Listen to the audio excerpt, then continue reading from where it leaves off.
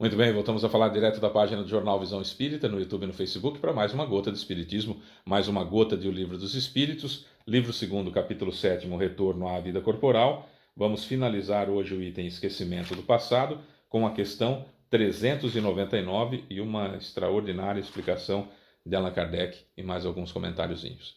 Certo? 399, portanto, é a questão. Vamos finalizar o item, não vamos esgotar o assunto. Eu não tenho capacidade para isso. Todo final de item eu falo. É impossível para mim, no meu estado evolutivo, finalizar no sentido de esgotar todo o ensinamento contido naquele item. Quem me dera, né? Seria muito bom, mas não tenho. Eu sempre friso isso para não dar a impressão de que, porque estamos aqui compartilhando o pouquinho que a gente conseguiu aprender, que a gente é melhor do que alguém. Não, não é, definitivamente. Tá bom?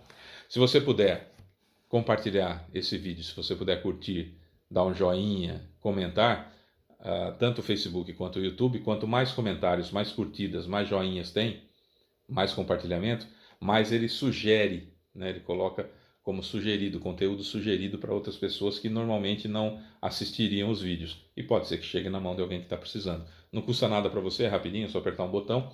A gente não ganha nada com isso, então você não vai estar dando dinheiro para a gente. Você vai estar divulgando a doutrina espírita, tá bom?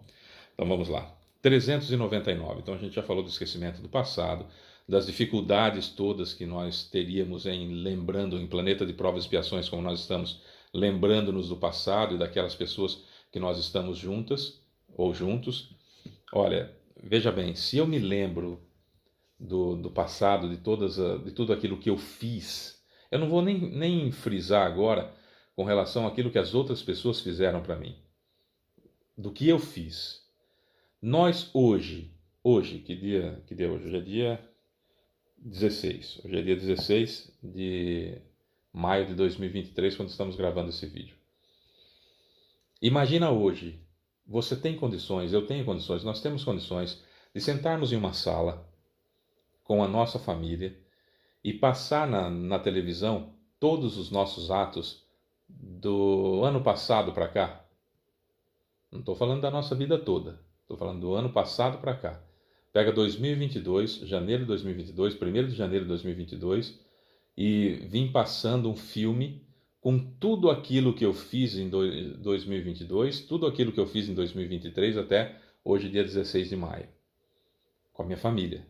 Pai, mãe, irmãos, esposa, ou esposo, filhos, filho, filha.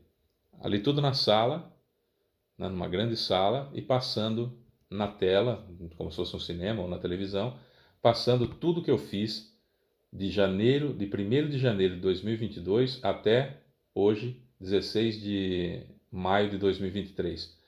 Como que nós ficaríamos? Nós ficaríamos com vergonha, nós sairíamos correndo, criaria muita confusão, daria muito problema. Isso nós estamos falando de 1 ano e pouquinho, nem 1 ano e meio, 1 ano e pouquinho. Agora imagina se nós nos lembrássemos das encarnações anteriores e as pessoas que nós convivemos se lembrassem de quem nós fomos e como nós agíamos em encarnações anteriores. Como que nós nos sentiríamos? Perceba que eu não estou nem falando das outras pessoas, da gente lembrar o que os outros fizeram para nós. Eu estou falando dos outros se lembrarem do que nós fizemos para eles. Então, só por essa situação eu acredito que já é uma grande justificativa e uma grande sabedoria de Deus fazer a gente esquecer do passado. Né? Então deixa lá, deixa guardadinho lá. Ah, Fábio, eu queria tanto fazer regressão. Olha, eu vou confessar para você.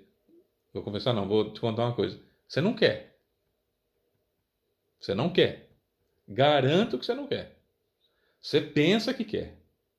Mas quando você começar a ver o que você fez, porque hoje é o dia que nós estamos mais evoluídos desde que fomos criados. Hoje é o dia que nós estamos mais evoluídos desde que nós fomos criados. Acho que foi no vídeo de ontem que a gente fala sobre essa situação de que a gente não retrograda, a gente não volta, a gente no máximo estaciona numa encarnação ou evolui. Via de regra a gente evolui um pouquinho. Então hoje é o dia que eu estou mais evoluído desde que eu fui criado. Então você imagina 2, 3 encarnações para trás como que era. Tá, mas isso justifica para a gente poder falar para uma pessoa que não acredita em reencarnação, usando como argumento que nós esquecemos o passado? Isso é fácil, não cabe no cérebro, simples assim. Nós não temos espaço físico no cérebro para caber o que tinha em outras encarnações. Basicamente é por isso que a gente não lembra. O cérebro não comporta, não tem como. Tem pessoas que chegam aos 60, 70 anos e já estão numa situação que a memória já não tem espaço, já uma série de doenças aí que mostram claramente isso, né? Não adianta, não tem espaço físico. E eu preciso da infância livre, em branco, porque senão a humanidade não evolui. Basicamente são essas as respostas. Na 399, Kardec pergunta: sendo as vicissitudes da vida corporal ao mesmo tempo uma expiação de erros passados e provações para o futuro, segue-se que pela natureza dessas vicissitudes é possível deduzir-se o gênero da existência anterior? Pelas provações que eu tenho, pelas provas que eu tenho, pelas expiações pelas quais eu estou passando, provações também pelas quais estou passando. Dá para eu entender, dá para eu pegar o gênero da existência anterior? Resposta: muito frequentemente, pois cada um é punido pelo erro que cometeu. No entanto, não se deve tirar daí uma regra absoluta. Aliás, todo absolutismo é burro, né? As tendências instintivas são um indício mais seguro, pois as provas que o espírito suporta se referem tanto ao futuro quanto ao passado. Então, vamos lá.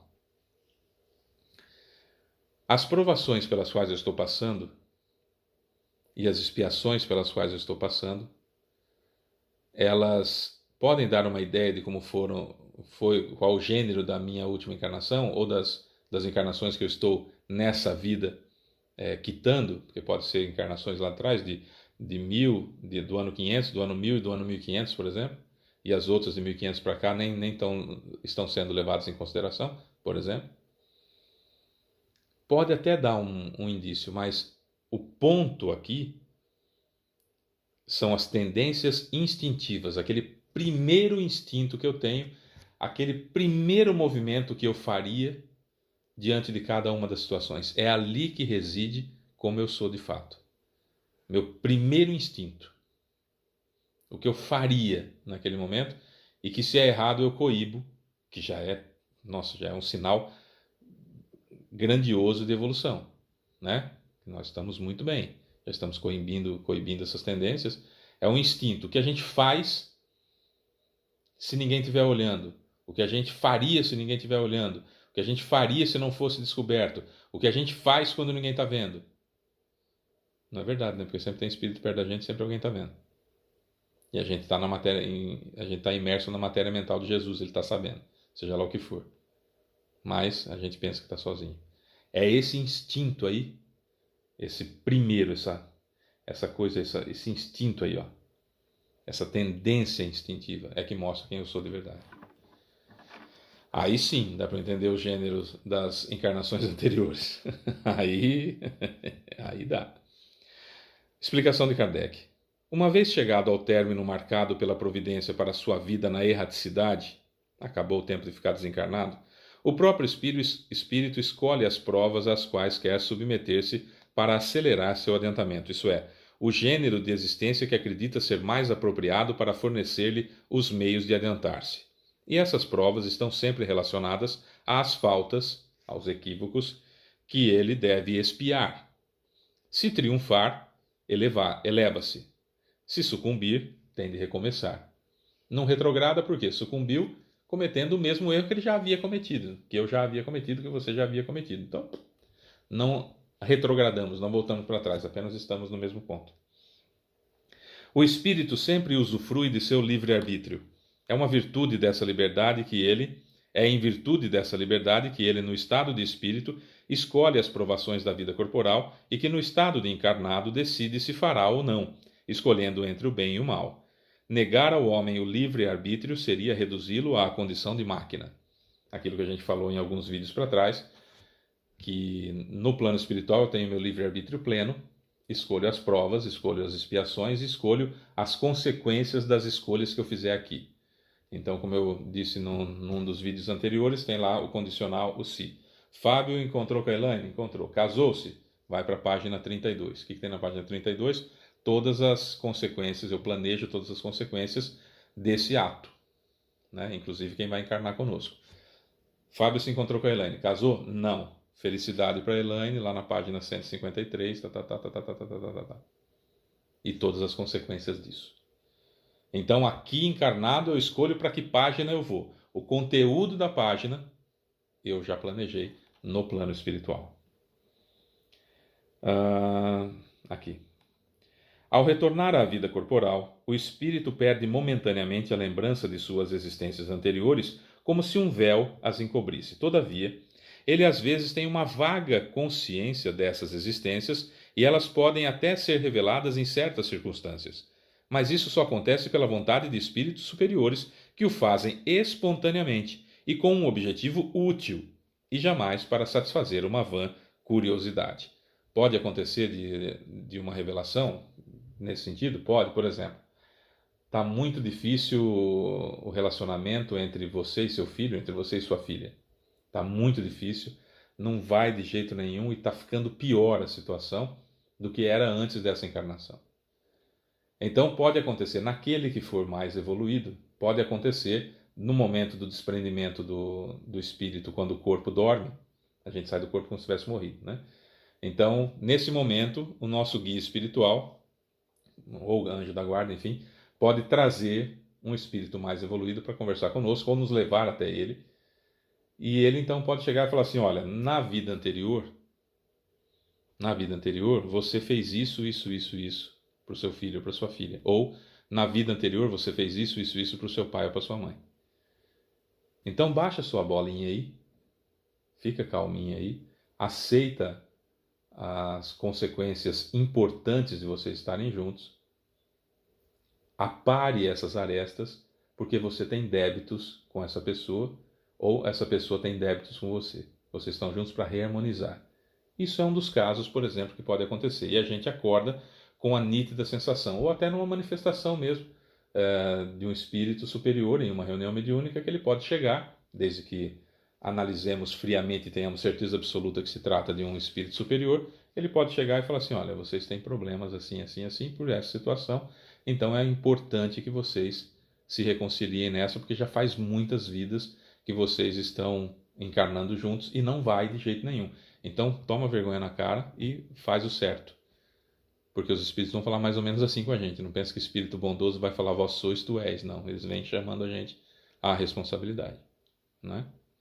Como um pai e uma mãe decentes fazem com seus filhos. Chamam a atenção e lhes mostra a autoridade moral que é outorgada por Deus para coibir as tendências do filho ou da filha, né?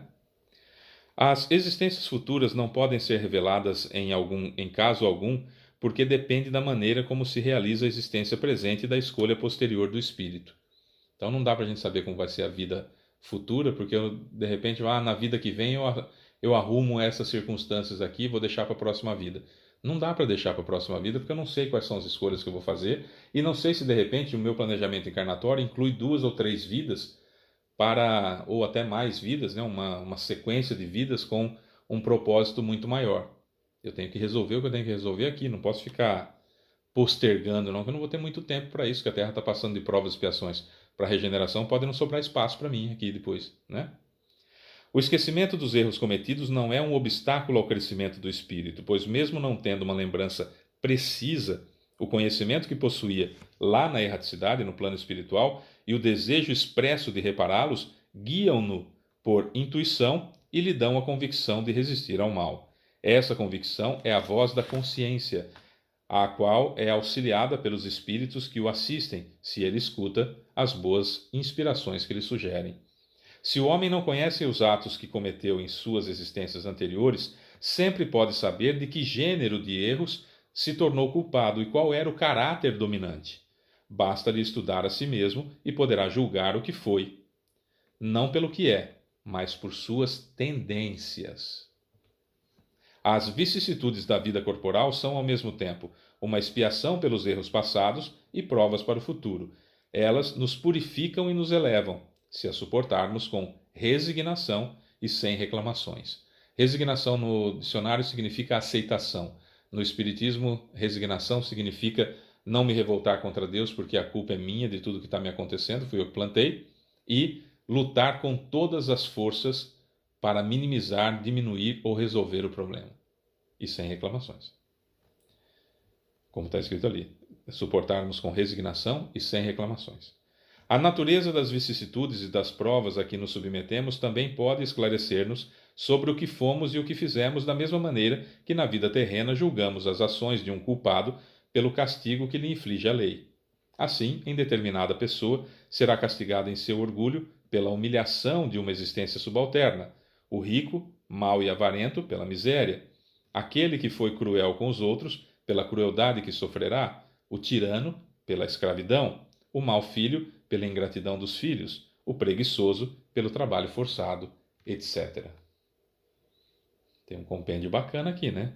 Assim, uma determinada pessoa será castigada em seu orgulho pela humilhação de uma existência subalterna, o rico, mau e avarento, pela miséria, aquele que foi cruel com os outros, pela crueldade que sofrerá, o tirano, pela escravidão, o mau filho, pela ingratidão dos filhos, o preguiçoso, por um trabalho forçado, etc. Certo? Não há a mínima possibilidade de nós estarmos colhendo alguma coisa que nós não plantamos. Pelo simples fato de Deus ser infinitamente bondoso, mas, como Ele é infinito em todas as suas virtudes, infinitamente justo. Portanto, alguém que é infinitamente justo jamais nos faria colher algo que não plantamos. Né? É isso.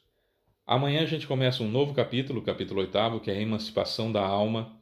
Vamos falar de sono, sonhos. Não vou ficar interpretando sonho aqui, não vou falar que você sonhou com tal coisa e vai dar cobra no jogo do bicho. Né? Então a gente vai entender um pouquinho da emancipação da alma, ou seja, no momento em que o corpo dorme, o que é que acontece? Já vamos começar a questão 400 amanhã. É isso aí. Sou Fábio Pereira. Essa é mais uma gota de Espiritismo. Beijo para você que fica. Tchau.